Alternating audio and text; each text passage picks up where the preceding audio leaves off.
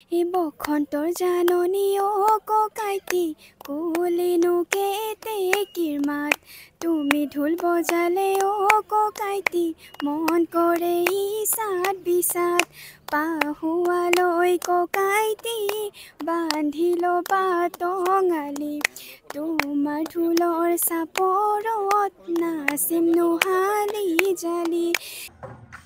ঢুলীয়াৰ ঢোলৰ চাপৰত নাচনীয়ে হালি জালি নাচিছে। এয়া পৰিৱেশ হৈছে বঙাইগাঁও জিলাৰ মানিকপুৰত থকা এখন আগশাৰীৰ মহাবিদ্যালয়ৰ নাম হৈছে মানিকপুৰ আঞ্চলিক মহাবিদ্যালয়। আৰু মানিকপুৰ আঞ্চলিক মহাবিদ্যালয়ৰ সাংস্কৃতিক বিভাগৰ উদ্যোগত আজি এক বিশেষ মুকলি বিহুৰ আয়োজন কৰা পৰিলক্ষিত হয়। মানিকপুৰ আঞ্চলিক মহাবিদ্যালয়ৰ সাংস্কৃতিক বিভাগৰ উদ্যোগত ৰঙালী বিহু অসমীয়া জাতীয় জীৱনৰ এক অমূল্য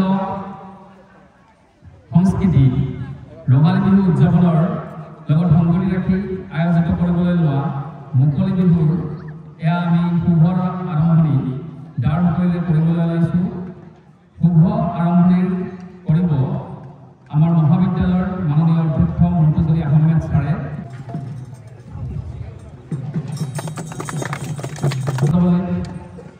আহ্বান জনালোঁ।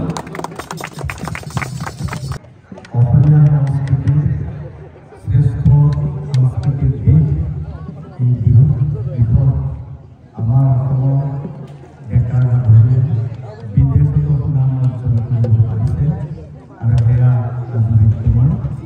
আমি তাৰ লগত সংগতি ৰাখি মানিকপুৰ আঞ্চলিক মহাবিদ্যালয়খনেও এই সাংস্কৃতিক দিশত আগবাঢ়ি যোৱাৰ কাৰণে আমাৰ ভৱিষ্যত প্ৰজন্মক আগবঢ়াই নিয়াৰ কাৰণে আমি চেষ্টা হাতত লৈছোঁ।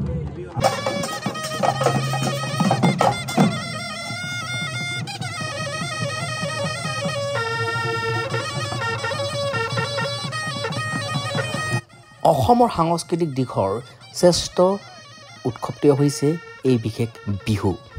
অসম তথা অসমৰ বাহিৰতো দেশ বিদেশতো অসমৰ ডেকা গাভৰুৱে বিহু পৰিৱেশন কৰি অসমলৈ সুনাম অৰ্জন কৰিবৰ কাৰণে সক্ষম হৈছে। বিহু আমাৰ প্ৰাণ, বিহু আমাৰ আৱেগ। আৰু মানিকপুৰ আঞ্চলিক মহাবিদ্যালয়ৰ ছাত্ৰ ছাত্ৰীসকলে এনেদৰেই প্ৰথমতেই বিহু পৰিৱেশন কৰা পৰিলক্ষিত হ'ল।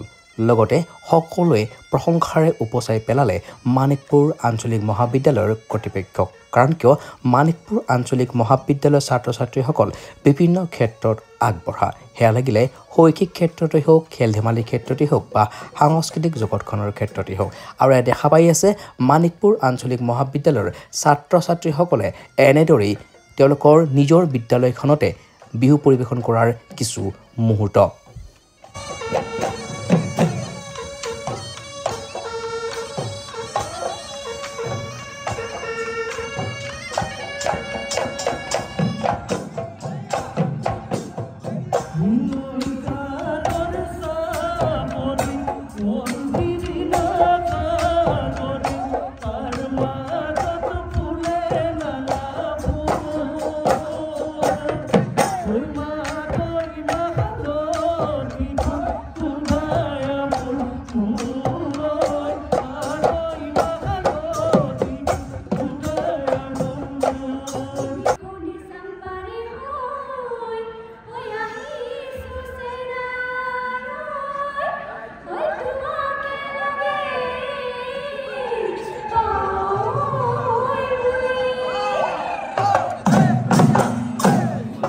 আঞ্চলিক মহাবিদ্যালয়ৰ এক বিহুৱা দল পৰিৱেশন কৰা দেখিবলৈ পোৱা গ'ল আৰু তাত তুমি নেতৃত্ব লৈছিলা।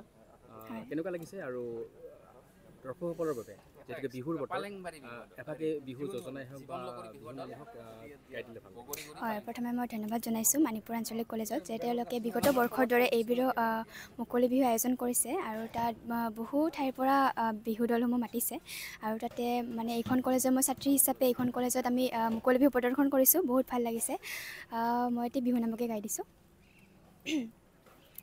এই বসন্তৰ জাননী ককাইটি কুলিনো কেতে কিৰমাত তুমি ঢোল বজালে ককাইটি মন কৰে ইচাত বিচাত পাহুৱালৈ ককাইটি বান্ধি ল'বা টঙালি তোমাৰ ঢোলৰ চাপৰত নাচিম নোহালি জালি ডালৰে কপ ফুল চেনাইটি ঐ কি যে মৰম লগা বসন্তৰ পৰশ পাই ককাইটি ঐ মনোৰণীয়া নাচিনুই থাকিবৰ নাচিনুই থাকিবৰ মন। ধন্যবাদ।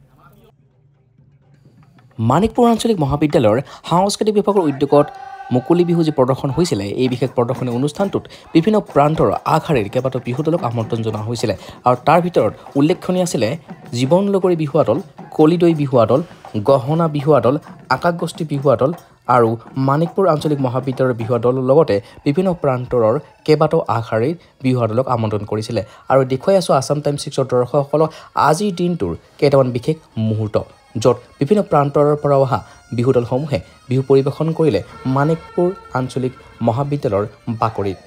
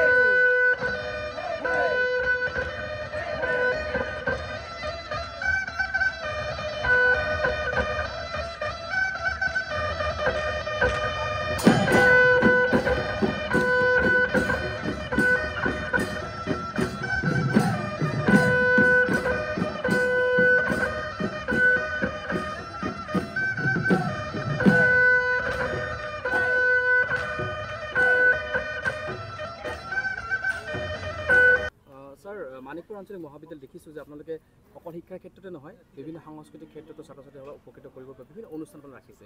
তাৰ ভিতৰত দেখিছিলোঁ যে কেইদিনমান আগতে আপোনাৰ বিহু নাচৰ কৰ্মশালা আয়োজন কৰিছিলে। সমান্তৰালকৈ বিভিন্ন ক্ষেত্ৰত আপোনালোকে নাটকৰ জৰিয়তেও আগবঢ়াইছে। তেনেকুৱা ক্ষেত্ৰত শিক্ষাৰ ক্ষেত্ৰতে হওক, খেল ধেমালিৰ ক্ষেত্ৰতে হওক, অনাগত দিনত মানিকপুৰ আঞ্চলিক মহাবিদ্যালয়খনে ছাত্ৰ ছাত্ৰীসকলক উপকৃত কৰিবৰ বাবে বা ছাত্ৰ ছাত্ৰীসকলক এখন সুন্দৰ প্লেটফৰ্ম দিবৰ বাবে আৰু কি পদক্ষেপ ল'ব বুলি আপুনি আশাবাদী বা আপোনালোকে সেই বিশেষ ব্যৱস্থা কৰিব? হয়, ধন্যবাদ আপোনাৰ প্ৰশ্নৰ বাবে।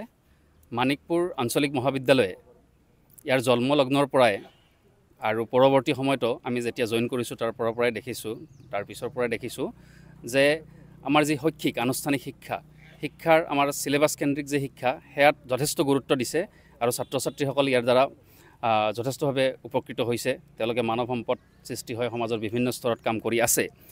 কিন্তু সাম্প্ৰতিক সময়ত আমাৰ যি শিক্ষা, আমাৰ পেডাগজিকেল যিটো ছিষ্টেম, শিক্ষণশৈলী, তাত আনুষ্ঠানিক শিক্ষাৰ লগতে আমাৰ যিবিলাক আনুষংগিক শিক্ষা, আমাৰ জাতীয় জীৱনৰ সংস্কৃতিৰ লগত জড়িত সংস্কৃতিৰ বিভিন্ন দিশ, নৃত্য, কলা, গীত, ছবি, লগতে আমাৰ খেলা ধূলা, যিটো খেলা ধূলাৰ জৰিয়তেও শিক্ষাৰ এটা অবিচ্ছেদ্য অংগ। আৰু ইতিমধ্যে আপোনালোকে গম পাইছে যে কলেজবিলাকত, আমাৰ গুৱাহাটী ইউনিভাৰ্চিটিৰ আণ্ডাৰত কলেজবিলাকতো NEPৰ জৰিয়তে ভাৰতীয় জ্ঞান পৰম্পৰা, আৰু এই ভাৰতীয় জ্ঞান পৰম্পৰাত আনুষ্ঠানিক শিক্ষাৰ লগতে ভাৰতবৰ্ষৰ ট্ৰেডিশ্যনেল যিটো জ্ঞান পৰম্পৰা, সেই জ্ঞান পৰম্পৰাৰ ওপৰত যথেষ্ট গুৰুত্ব আৰোপ কৰিছে। আৰু সেই জ্ঞান পৰম্পৰাৰ আমাৰ বিহু নৃত্য, বিহু আৰু অন্যান্য কলা, এইবিলাকো ইয়াত সাঙুৰ খাই থাকে।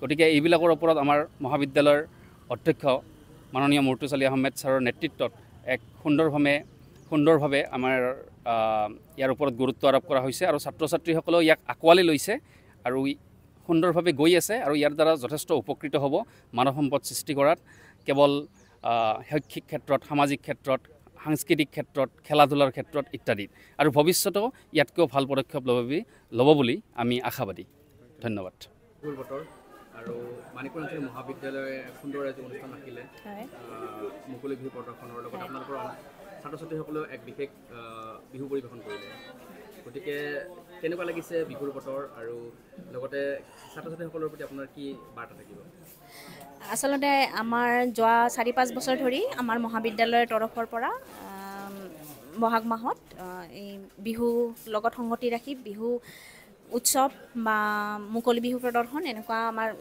প্ৰদৰ্শন কৰি অহা হৈছে উদযাপিত কৰি অহা হৈছে আজিও সেই উপলক্ষে অন্য বছৰৰ দৰে আজিও এনেকৈ মুকলি বিহু প্ৰদৰ্শন অনুষ্ঠানটি উদযাপন কৰা হ'ল সঁচাকৈ খুব সুন্দৰভাৱে পাৰ হৈ গ'ল অকণমান বতৰৰ কাৰণে চিন্তা হৈ আছিলে যদিও বতৰো আমাৰ লগত মানে সংগ দিলে গতিকে আমি সঁচাকৈ আনন্দিত আৰু অনুষ্ঠানটি খুব সুন্দৰভাৱে হৈ গ'ল আৰু আমাৰ মহাবিদ্যালয়ৰ তৰফৰ পৰাও ছাত্ৰ ছাত্ৰীৰ তৰফৰ পৰাও এটি নৃত্য প্ৰদৰ্শন কৰা হৈছে মই সঁচাকৈ আনন্দিত মহাবিদ্যালয়ৰ তৰফৰ পৰা তেওঁলোকক ধন্যবাদ জনাইছোঁ আৰু লগতে মোৰ ফালৰ পৰা ছাত্ৰ ছাত্ৰীসকললৈ এইটোৱে মানে মোৰ অনুৰোধো নহয় আদেশো নহয় যে মোৰ ইচ্ছা যে তেওঁলোকে বিহুৰ লগত জড়িত হৈ আহক আমাৰ বাপতিসাহোন বিহুৰ লগত জড়িত হৈ থাকক আৰু তেওঁলোকে নতুন জেনেৰেশ্যন তেওঁলোকে নৱপ্ৰজন্মই তাৰমানে বিহুক আমাৰ সুন্দৰভাৱে আগুৱাই নিব লাগিব আৰু তেওঁলোকে এই পৰম্পৰাটো যাতে বৰ্তাই ৰাখে তাকে মই তেওঁলোকলৈ আহ্বান জনাইছোঁ